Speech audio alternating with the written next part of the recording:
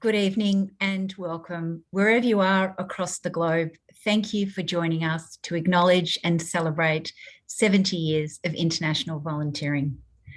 I'd like to begin our evening by acknowledging the traditional custodians of the country throughout Australia. AVI recognises the continuing connection of Aboriginal and Torres Strait Islander people have to their lands and waters, and we pay our respects to elders past, present and emerging. We would also like to specifically pay our respects to the Wurundjeri people of the Kulin Nation as the traditional custodians of the lands on which our head office is located. I also acknowledge the traditional custodians of the various lands on which you will join us from today and the Aboriginal and Torres Strait Islander people participating in this event. Firstly, just a couple of pieces of housekeeping. We have a live captioner working throughout this event. So if you would like to turn on live closed captions, you can do so by clicking on the closed caption option in the menu at the bottom of your screen. Secondly, later in the event, I'll be moderating a live Q&A session with some wonderful panelists, which we would love you to be part of. If you have a question for our panelists throughout the evening, please click on the Q&A option in the menu bar at the bottom of your screen and type a question in there. Tonight is a unique opportunity to recognise the life-changing impact that international volunteering has had and continues to have on so many people and communities around the world, including in Australia. It's also a chance for us to celebrate AVI's leadership in global volunteering. This evening, we will take a step back into AVI's rich history and take a glimpse at the tens of thousands of people who've been part of that journey. Australian volunteers, partner organisations, both internationally and here in Australia, as well as our own supporters and staff. Over 70 years, we've seen the life-changing outcomes of locally driven people-to-people development, built on relationships of mutual respect, shared experience and trust.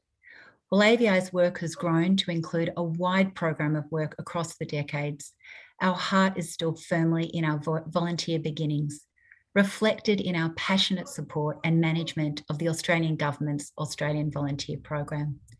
It's my belief, as AVI's current CEO, that the wider international development sector can learn much from volunteering organisations, whose theory of change and impact is based on a reciprocity of experience, an exchange of skills, and an understanding and appreciation of shared problems and shared solutions. As we grapple with questions around decolonisation and what real localisation means in a development context, volunteering has much to offer. I look forward to engaging with you over the next hour as we continue to listen, reflect, and are challenged to do things that support locally led change and development.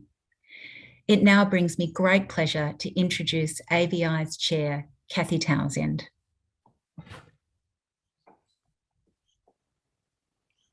Thank you so much, Mel. I'd like to also add my welcome tonight to some 250 people who have joined us on this Zoom session. It's disappointing that we can't all be physically together, but it's wonderful at the same time that we're able to connect with people all around Australia and in fact around the globe. We have a huge representation of former staff and current and former staff joining us tonight. Indeed, all the 5 former CEOs are represented here. We have current and former board members, returned volunteers, and valued supporters. Colleagues from partner organisations have also joined us, including the Department of Foreign Affairs and Trade.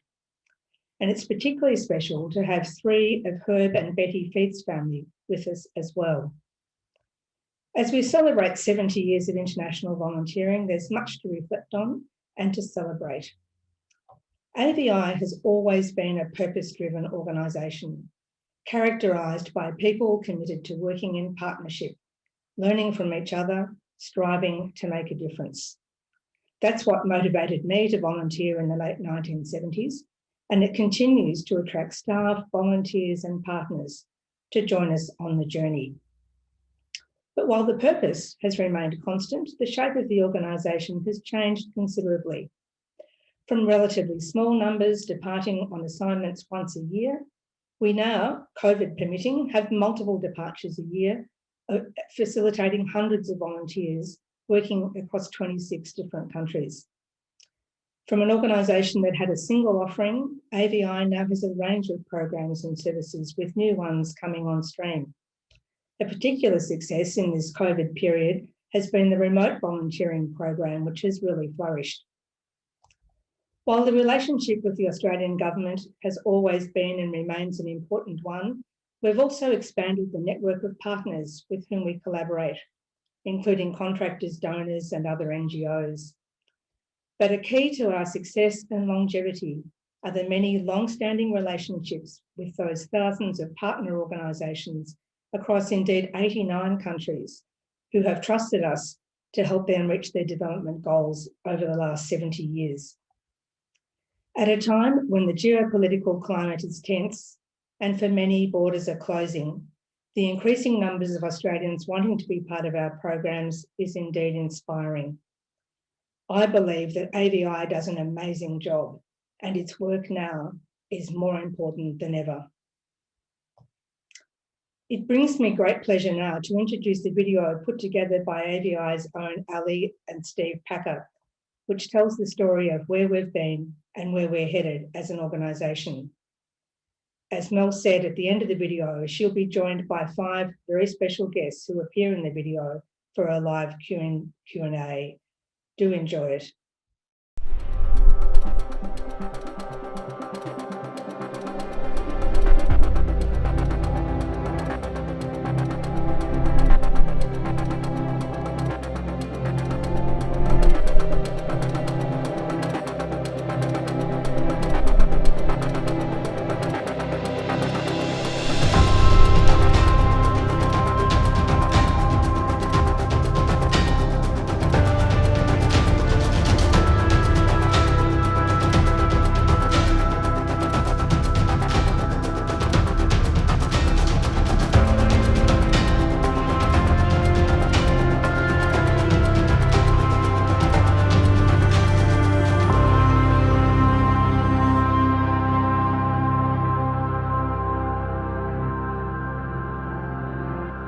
Before AVI, there was OSB. Before OSB, there was the Volunteer Graduate Scheme to Indonesia, which started as an expression of solidarity with the newly independent people of Indonesia. It was responding to an invitation from Indonesians for Australians to work with them in their country, living their kind of lifestyle and working under their direction. And that, in a sense, is what characterises the volunteer experience.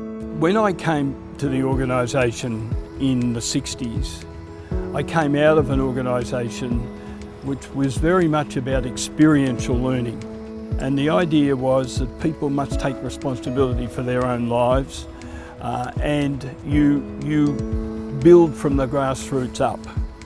And when I came across the Overseas Service Bureau and the Volunteer Graduate Scheme, those two philosophies came together for me.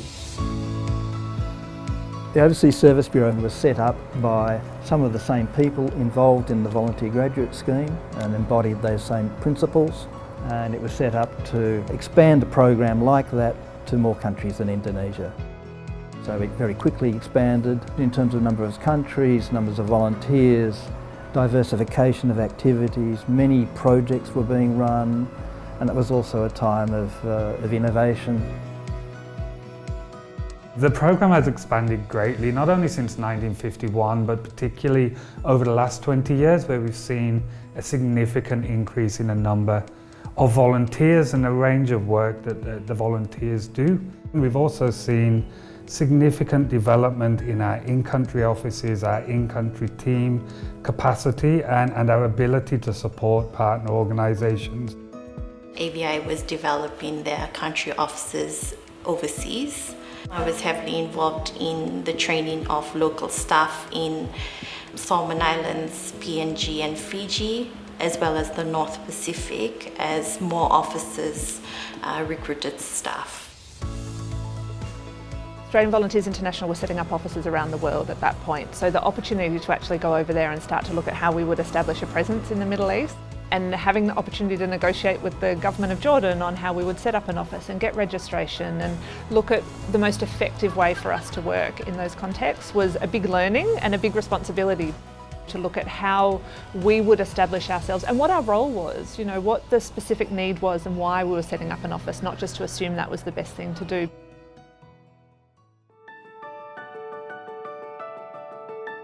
The Volunteer Graduate Scheme was very much about being amongst the people, you know, living the life that the people that you were working with lived. So there was nothing lavish about it. And there was a determination as people were recruited into the scheme to only recruit people that were capable of embracing that kind of ethos. So they weren't looking for people that thought they had the answers. They were looking for people that had a learning attitude. AVI is a development organisation because the philosophy that it was set up on is not going and helping people and doing things to people or for people.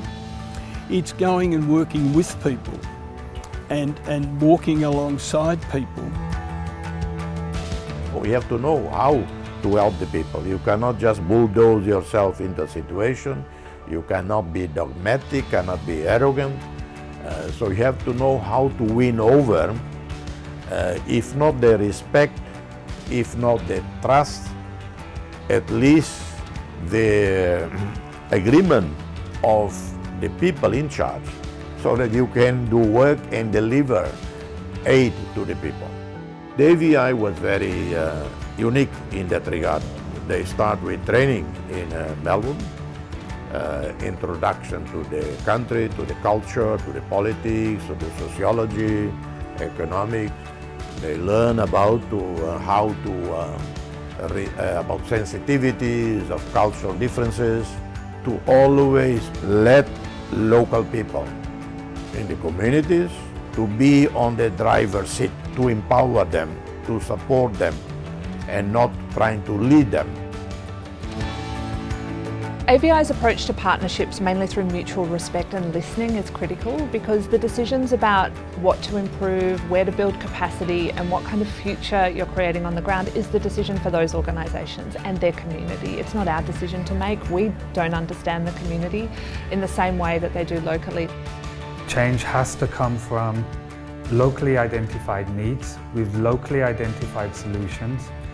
And with the mobilisation of international volunteers, we can support that change, but we should never be trying to lead that change or force that change. What I learned from those programs about effective development was the need to walk alongside local staff and not just to focus on the immediate intervention, not just to focus on the short-term training, but doing it in the long term. Because you're so inspired by what local teams, local organisations are doing on the ground every day. And then the privilege of being able to bring in Australians who had technical expertise that were needed on the ground, that was fantastic.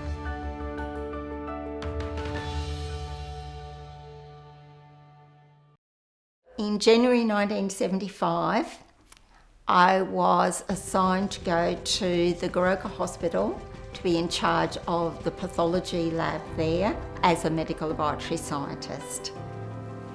And you know, we would have some very, very sick children, very hard to bleed them, learning so much from my Papua New Guinean colleagues in the lab.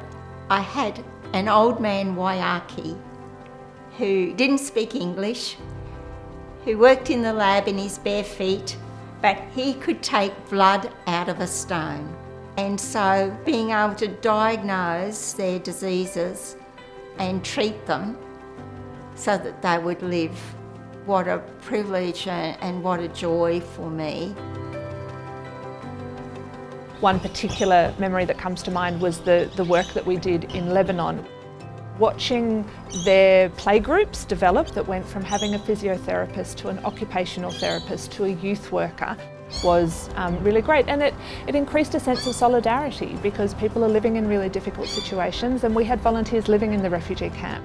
They weren't flying in and staying in a fancy apartment in downtown Beirut. They were living side by side with not only their colleagues but also the people they were there to help. Localization is key to development, and through our programs, we ask our partner organizations, what do you want from us? We are bringing partners into the program as equal partners. They are facilitators at workshops. They are leading on events and activities, and we are more and more we're seeking to get the input from our partner organisations about what they want, what they need, and how they want that delivered. Sebagai lembaga penelitian independen, tujuan Semeru adalah mendorong perumusan kebijakan berbasis bukti yang pro masyarakat miskin dan inklusif. Semeru telah bermitra dengan AVI selama 20 tahun, sejak tahun 2001, dan kami telah menerima lebih dari 20 sukarelawan Australia sejak saat itu. Hubungannya, ya kalau hubungan kerjanya, hubungan kerja yang profesional, tapi di sisi lain juga ada hubungan yang merupakan hubungan personal ya, pertemanan, karena memang di Semeru itu kita budayanya kekeluargaan gitu ya, dan biasanya volunteer itu dapat beradaptasi dengan cepat. Our volunteers, many still have links to their communities and the people that they have worked with, and continue to maintain those relationships years after they have been in country. One of the greatest highlights were the friendships I forged in that time, and those have remained friends for more than 45 years now. The most memorable thing for me was the quality of the staff that I worked with and the volunteers that went away. They were people who came to the organisation because they wanted to work in this field. They were people who were committed to this form of development. The volunteers of AVI are also diplomats, mediators, bridge builders, and they do fantastic work. Today, in the context of Southeast Asia, Timor-Leste is an oasis of peace, of tranquility. And you contributed to that. We couldn't have done alone. The benefits to Australia in these kinds of programs are immense. It's in terms of the relationships and the understanding through people-to-people contact. And the volunteer program is a really strong way of building that. And recognising that, this is not necessarily the best of all possible worlds. There are things we can learn from other people and other places. One of the things that I loved was to recognise that there was a strategic advantage for Australia in closer ties with the Middle East, and using that to build those closer ties as well as support the local population. So there was mutual advantage there, because the more we learn about the Middle East and the more we have Australians understanding the Middle East, the less we are likely to stereotype it, dismiss it, or not understand it. Working with AVI brings a range of different values, both professionally and personally. But I think what it's taught me most is the value of not judging people, the value of sitting down with people, understanding what their story is, and appreciating what they do within their communities. The experiences that I had, the understanding about people, the friendships I formed are immeasurable, and I wouldn't trade that. People are at the essence of everything we do at AVI. It is the recognition of how important relationships are, whether that be in country or in Australia, or with the partners, the communities, our staff, or anyone that we work with. Ya, kalau pesan saya sih jangan kehilangan kesempatan ya untuk bekerja dengan AVI, karena menurut saya AVI itu lembaga sukarelawan internasional yang terpercaya dan profesional ya, saya sudah buktikan.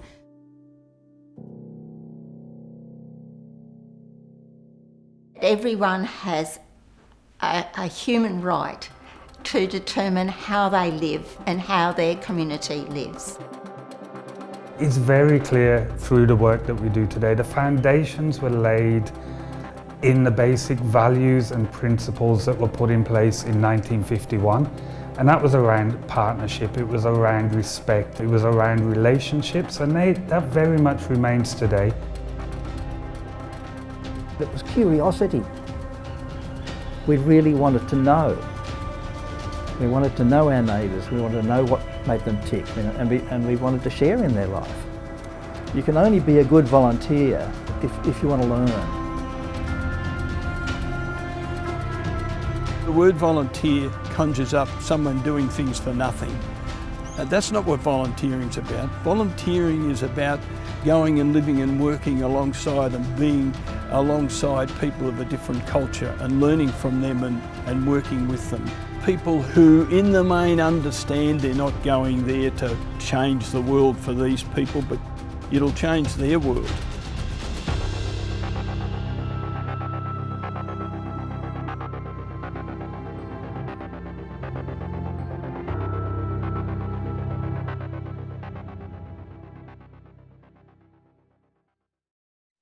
What a wonderful story of change and impact by incredible people that have played such a role in AVI over many decades.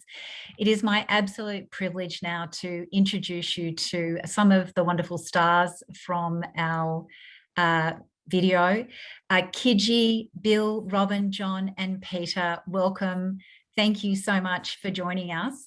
Just to remind our audience that we'd love you to be part of this conversation after hearing from these incredible people. Feel free to please pop a question in the Q&A panel down the bottom of your screen, and I will field those to our terrific panelists. I am, however, going to take the moderator's prerogative while you're getting ready with your terrific questions, and I'm going to start, Kiji, by asking you a question. You spoke in the video about the importance of localisation in any approach to sustainable development. Can you tell us a little bit about what that means for you as Regional Director for the Australian Volunteer Program for Central and North Pacific? What have you observed in terms of real localisation?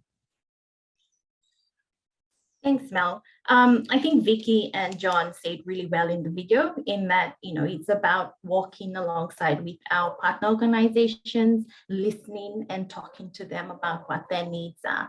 And, through this approach, we have been able to, really understand what partner organizations see as their development. And I think that's very important in understanding development from their perspective and not from ours. We often have conversation with volunteers during assignments when they tell us, I don't feel like I've made an impact or I've not achieved A, B, and C. But in our discussions with their partner organizations, they would say, this volunteer has actually achieved D, E, and F, which in their perspective made the assignment more successful.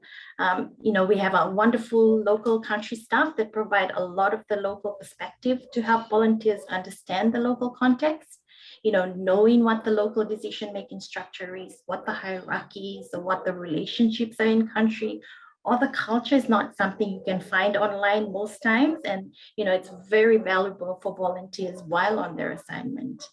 And in our experience in our region, the more ownership and locally driven the assignments are, the more impactful the assignments are to the organizations and the communities they serve. And we have been very fortunate to see these impacts years after the volunteers complete their assignments, whether that be, the change in assignment requests from partner organizations, from, for example, teachers to teacher trainers, or, even having partners tell us, they still use the same HR system the volunteer developed a few years ago, and it's still very effective for them. Or the farmer that uses traditional planting methods and incorporating other planting techniques that the volunteer has, taught him during their assignment. And, he's been able to grow his farm from there. And so really for us, that's where we see the localization working really well in our region. Thank you so much, Kiji. John, I'm going to throw a tricky one to you. We do know there are some challenges in volunteering in the program. What challenges have you observed in volunteering, and how have you seen those overcome over the years? Thanks, Mel. I think every individual assignment, every individual volunteer will face challenges during their assignment.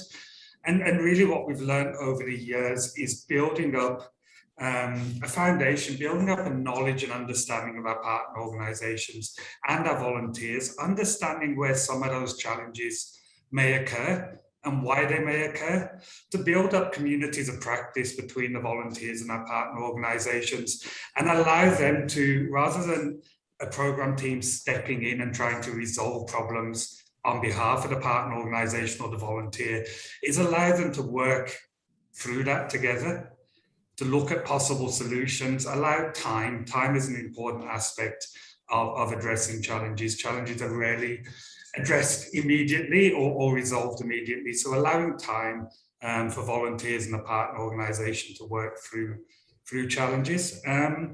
We've also seen over the years the strengthening, and Kiji talked about the strengthening of our local capacity within our programme teams, building up a depth of partnerships, utilising those local teams. And that's really helped to overcome challenges that the programme has faced in the past, where volunteers were maybe more disconnected from each other and from the programme than they find themselves now. But of course, we will always face challenges in individual assignments. There will always be challenges to overcome. Thanks so much, John. Peter, I've got a question for you from Ruth. Thanks for your question, Ruth. Petty, you're a former executive manager. What do you believe is the key benefit for an Australian organisation to be involved as a partner in a volunteering program? Oh, as a partner in the program, well, it gives access, I guess, to the knowledge and the experience that AVI has to facilitate relationships that can be projected across the world. And there are many organisations working in Australia that are aware of the work that like organisations are doing overseas, but without necessarily having a direct connection with them. And in a sense, the volunteer program is a way of bridging that. Terrific, thank you. Bill, a question for you. COVID is a challenge, as we all know. In the history of AVI that you've observed, how much of a challenge do you think it is in comparison to other challenges that you've seen AVI have to grapple and face? And does it also present some opportunities for the organisation? Well, there's always opportunities, but from every challenge. I don't know, I haven't lived through the COVID with AVI, but I presume it's been a really big challenge for the volunteers. Although we live in this age of the computer age, and so I suppose it's been a challenge that's helped us to be able to continue to build our relationships, even though we may not be face to face all the time. And I think that's probably it's an extremely valuable way for people in this country having to build relationships across culture and with our neighbours in particular. I mean, back in my day, the beginnings of our day, we had no communication. The first group of volunteers went off and it was 6 weeks, usually before, 4 or 5 weeks before we heard that they'd even arrived. By the time I finished at the end, in the beginning of 2000, the buggers would ring up and tell us there was no one there to meet them. Whereas we didn't find that out for 4 or 5 weeks in the early days. So every time is different and every challenge is different. And I think, as John said, there's challenges in every job. But the biggest challenge is to recognise that it's all about building relationships. It's about learning from one another. And in a multicultural society like we've got, we really need that, and we need it desperately today. Thanks, Bill. And Kiji, John, anything to add to that sort of sense of what COVID, the impact that COVID has had on international volunteering from your perspective as you lived through it as regional directors? Thanks, Mel. Thanks, Bill. I think it's strengthened the program in many ways. It's strengthened, it's added a whole new set of ways of doing things that we were starting to think about, starting to talk about, and COVID really pushed forward. And we've seen that with the remote volunteer assignments, the online assignments. We've seen this through the huge amount of webinars and online workshops that the program teams have done with our partner organizations. And really, we started doing those a little less than 2 years ago now, and they've developed significantly over the last 18 months. And, the engagement with the partner organizations has changed. We weren't sure whether or not there would be interest for remote volunteers. Clearly, we've demonstrated that there's a high level of interest for the online remote assignments, both from the partner organisations and the volunteers. So whilst there's been challenges, I think go back to what Bill said, where there's a challenge is also opportunity, and AVI has done particularly well in making best use of those opportunities, and much of that will continue into the future. Thank you, John. Robin, I have a question for you. Did volunteers follow you at the Goroka facility? And if so, were you able to make contact with them to pass on your experience and to learn how they had continued the excellent work that you had done? Yes, a volunteer did follow me, a lady from Queensland, a medical scientist, and she was there for 1 or 2 years after me, and continued that relationship that that I'd started with my colleagues in the lab. So, but ultimately it was handing over to the local trained people to run the pathology themselves, and I was involved in a fair bit of training, both in the hospital and in the surrounding health clinics to help them. But they also helped me learning so much more about tropical diseases. And as I said in the video, if you can't get blood out of a very sick stone, then you can't do any diagnoses.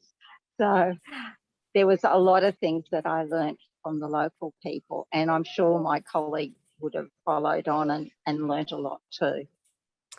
And Robin, I'm not going to let you off yet because you've got a follow-up question from someone, which is, given your experience and your, ongoing connection with the organisation for over a couple of decades, where would you like to see the volunteering program of AVI go into the future? What was your vision for volunteering? I think we have continued in some ways the old idea of that we've got a lot of the answers, and so we can go and share our knowledge and skills. But I think all of us return volunteers discovered we actually learnt more than what we got, and I think in the future it will be volunteers from those countries coming to us and working with us and teaching us some of the ways that we've forgotten in our very busy Western world about how important relationships are and how important it is to care for the earth, to live in peace and harmony, and to enhance that more understanding of each other and respect that we should all have for each other. Thank you so much, Robin. Peter, has somebody who was a staff member for 32 years at AVI, absolutely extraordinary, what changes and progress did you observe in the program over that period of time? I guess it was continually sort of trying to respond to opportunities as they were presented to us. I mean, you could talk about responding to needs, but the needs were always opportunities. And whether that was in new countries where it became possible to mount operations, or in other kinds of contexts. I think we I mean, there was a lot of innovative things that happened over the years. Study tours, for example. I mean, some of the things that I think were most remarkable was a group of Aboriginal women from Tennant Creek. We organised for them to tour to the Solomon Islands to meet and stay with Solomon Islands women. And the learning experience they had was just out of this world. I remember one of them talking about the gardens that the women in the Solomon Islands had, you know, for the vegetables and so on. And saying, oh yeah, there was a priest in Tennant Creek that told us about that, but we didn't take any notice of it from him. But yeah, it was just an example. And other variations on the theme. We had a Beyond Borders programs, bringing young people associated with their overseas partners to tour Australia as a group. It was a learning experience for them, but it was a learning experience for everyone they met. Thank you, Peter. I'm going to disappoint so many of our audience because I've got all of these questions rushing through and I've been given the tip that I can only ask one more, which is just terrible. But I'm actually going to ask one more and I'm going to ask each of you just to give a very short snippet. And the question is, what is your proudest memory of being involved or working with AVI? And Kiji, I'm going to start with you. Thanks, Mel.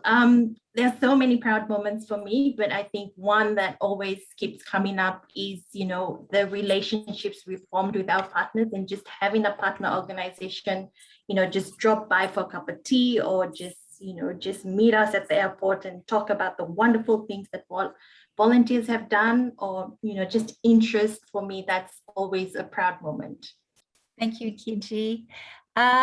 Peter. Oh, look, there are many. One that does occur to me from time to time is when I had the opportunity to go to Vietnam, Cambodia and Laos, representing the organisation in an ACFOA delegation. It was the first NGO delegation to that part of the world. And as a result, we were able to start programs in those 3 countries.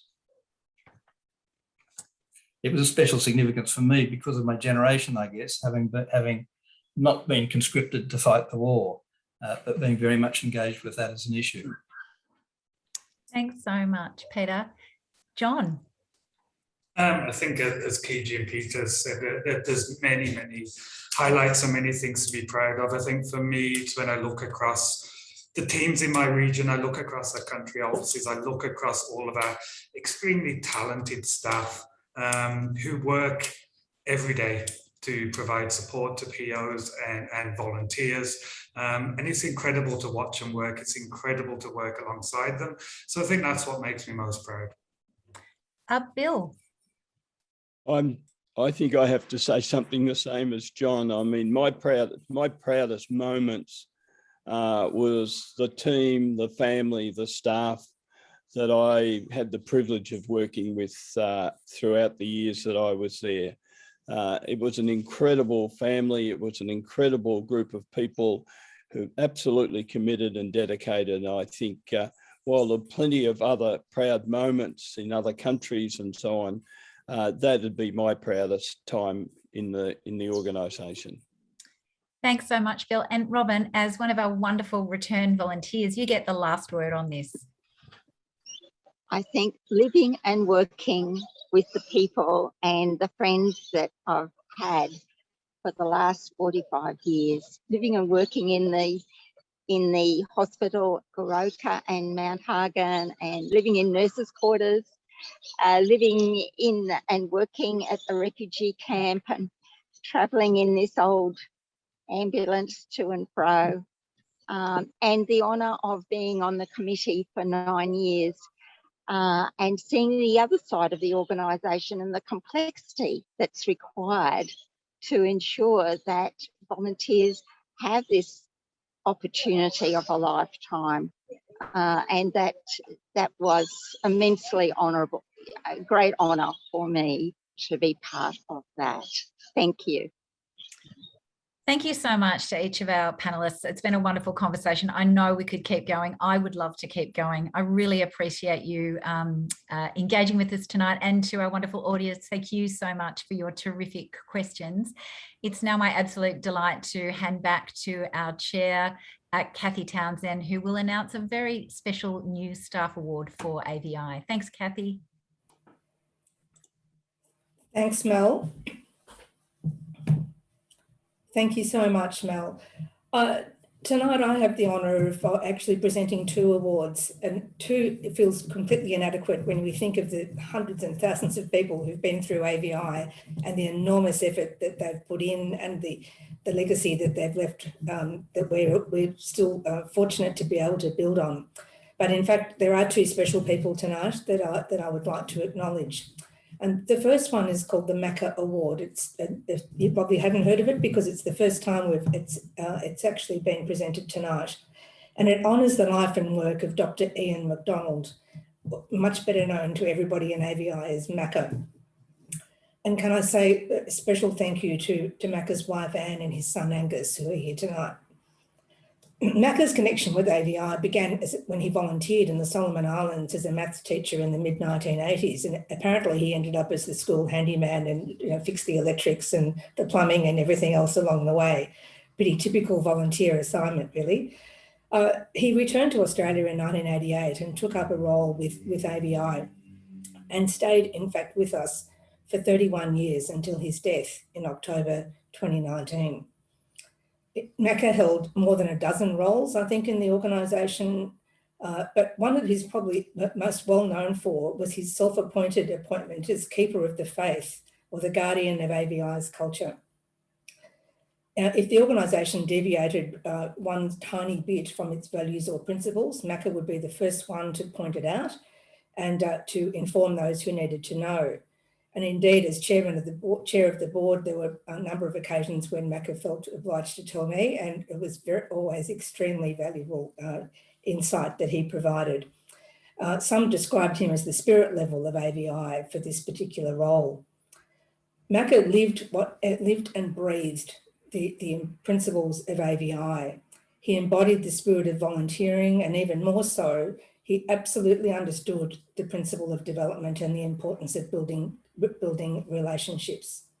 He was selfless, community-minded, gracious, modest, unsung, and fun. He was warm-hearted, wisecracking, and wise, a mad Collingwood supporter and a relentless advocate for what's right. Macca was, in short, a truly decent man. He was the change that you want to see in the world. The outpouring of grief on his death led to the creation of a living memento to him. The Macca Award, being awarded tonight, is for a staff person within AVI who exhibits 5 different characteristics. One is the commitment to community, to volunteering and community involvement. Secondly, living out and supporting the values of AVI. Third, a belief in international volunteering for development. Fourth, a willingness to laugh at yourself as much as anything else. And fifth, a roll up your sleeves mentality to bring whatever the situation demands. And tonight, I'm very pleased to announce that the winner of that award is Chloe Franklin. Chloe exemplifies the values of AVI. She's respectful, is caring of others. She strives for continuous improvement in all that she does. She's an organisational culture bearer.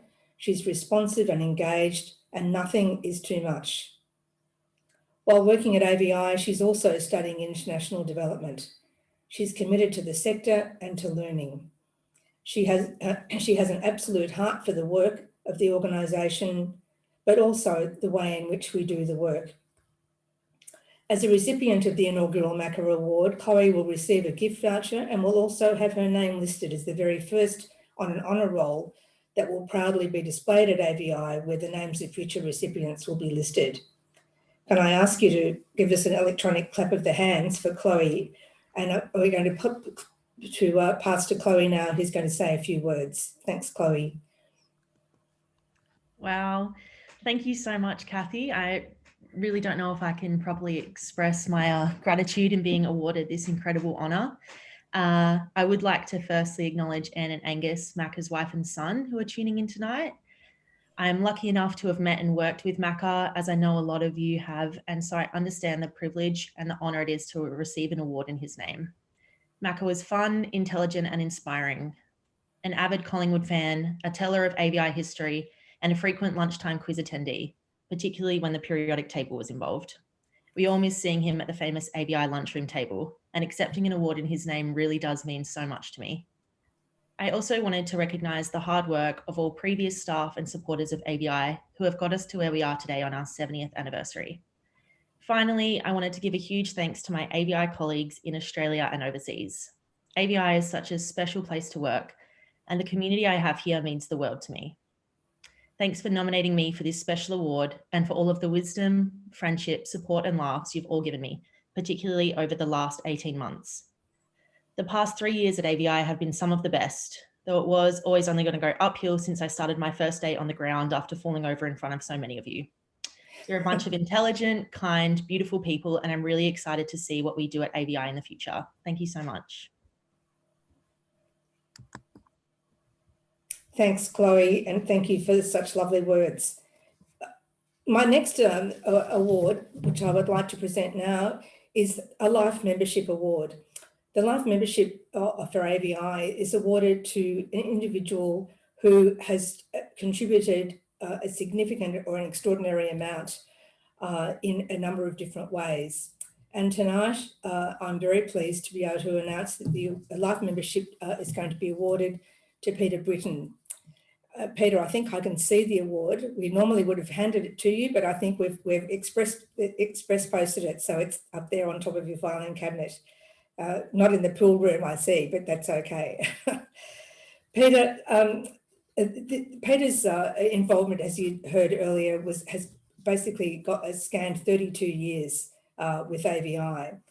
But his award is not about long service, it's about his extraordinary contribution over all of that period. Again, Peter started as a volunteer, having worked already in Indonesia. He went back there as an Australian volunteer in the 1970s. Sorry, in the 1980s. He then came back to Australia and joined AVI, and I think performed just about every job that was available over those years. And they span an enormous array of skills and demands, I guess, from policy and program development through to public affairs, selection, placement and training. He also had responsibility for every geographic region that AVI was involved in over various periods. And he also was extremely significant in the innovation of a number of new programs. And he mentioned some of those himself earlier in the question and answer session. Peter's, when he finished up with the organisation, was Deputy CEO. Given his immersion in the organisation, we were very fortunate to be able to work with him and support him in his next venture, which was his piece of work called Working with the World. And I'm not sure if we can actually see that. Probably, I don't think so. Never mind. But those of you if you haven't read it, it's a wonderful history of AVI that Peter put together, Working for the World, the Evolution of Australian Volunteers International. And it was launched in March 2019 by the former Foreign Affairs Minister, Gareth Evans. Peter's commitment to AVI has been extraordinary. Not only has his influence in the organisation been widespread, but his legacy is both inside the organisation, but with many of our extensive partner organisations with whom he formed extraordinary bonds and for whom he holds special memories. It is with great pleasure that I present an AVI Life Membership tonight to Peter Britton. Can I ask Peter to respond?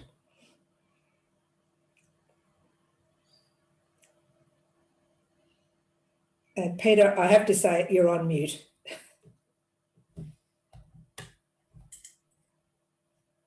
Thank you, Kathy. When Mel first told me that Life Membership had been suggested, I was just delighted. For me, it represents a new way of continuing an association with AVI, which it actually goes back further than the official records can show. I moved to Melbourne in 1970 because Herb Feith asked me to come and study and work with him at Monash University. And when I was there, I was introduced to an informal group that met regularly to discuss developments in Indonesia. Amongst them were the Indonesians who were there as graduate students, and most of the others were people that had been volunteers in Indonesia. They were the former volunteer graduates to Indonesia. So I was kind of drawn into the ambit of OSB before actually having any contact with the organisation. And then shortly after that, when I was, as I said, living in Indonesia, somehow or other we got to know when a new volunteer was arriving. So my housemates and I would go to the airport and welcome them, and then tell OS people that they were coming, that they'd arrived. So you mentioned the book, Working for the World. Well, I wrote that because I could see errors starting to creep into the way we talked about our past. And I saw the need for a statement of record that could be relied on, that was based on the evidence in our own archives and, and also the government archives in Canberra. But the reason for wanting to do that was really to safeguard the story about the depth and strength of the values underpinning the organisation. Talk tonight about how AVI has been able to adapt over the decades to changing circumstances, spotting opportunities, leveraging our abilities, forging new partnerships and so on. That's an interesting story, but it's really only interesting because AVI was able to keep its underlying philosophy intact and even central.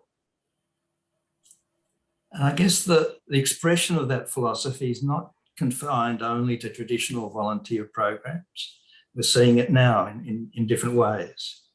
And in a sense, the tension around that has been in the organisation since the very beginning. OSB's first bulletin was published in February 1962, before the broader volunteer program was established. And it listed employment opportunities for Australians in the Pacific, Asia and Africa, and described them as a way to bridge barriers of race and nation. I guess we can see how strong those barriers still are today. But really, I want to just congratulate AVI and especially the staff involved for organising today's celebration. I think it's really important to recognise AVI's past achievements and its struggles and dilemmas, because they're all expressions of its purpose, values and philosophy. AVI's philosophy is its greatest asset. It only comes to life when the organisation as a whole claims its own history and embraces it. Today's event shows that that is happening, and it makes me confident and excited about the future. So thank you. Thank you so much, Peter.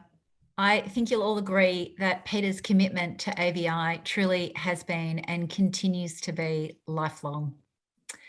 And so we come to the closure of tonight's formal proceedings. I really want to thank you again for joining us. It has been wonderful to have so many people from around the globe join us for this. I hope you found it interesting, thought-provoking, perhaps nostalgic for some of you, and most importantly, that you feel connected to this special community, particularly during these times when we are feeling distance. We'll close our evening with a very special celebration video. Please enjoy the rest of your evening or day wherever you are in the world. And thank you all for joining us. What a time to be part of this organisation as we celebrate 70 years of international volunteering. AVI's work is effective because it is based on mutual respect and understanding. Because of AVI, I'm able to work for the development of my country. AVI work is effective because it contributes to the development of the nation like Kiribati. I'm proud to be part of the AVI global team and work together to bring about positive changes in the lives of the people and organization. AVI's work is effective because it's always done in partnership. It's been a living, breathing example of people-to-people development. When I think about AVI, I think about this idea of being a global citizen, of how the work we do supports the building of connections and respectful relationships across country and cultural boundaries. I think that AVI is such an incredibly important organisation, both for the locally led development work that it supports around the world and creating a more tolerant and a more welcoming Australia. My wife and I and our 3 children were the first family ever to be sent overseas. When you live in another country, that really does change you. When I started my role as an AVI volunteer, I thought I'd come home in a year. I came back 8 years later. AVI has completely changed my life in so many positive ways. It's an experience that changed my life and has been a foundation of the things I've contributed since. The genuine connections and friendships that I've formed with my AVI colleagues across the world continues to enrich my personal and professional life. I found a purpose at work and I've met some great friends, colleagues, volunteers, partner organisations. My everyday work life includes connecting with people all over the world, from Kiribati to Laos to South Africa. We are coming from different countries, we are coming from different places, but actually we are the same because we are a human being. The biggest learning for me is if we all kind of come together and work together collaboratively, then we can do amazing things. Working for AVI is about being able to support your own country's development. I love working for an organisation that is helping make the world a better place. I'm proud to work for an organisation that makes such a positive difference in communities through locally led projects. AVI is an adventure, but it's an adventure that's also a privilege.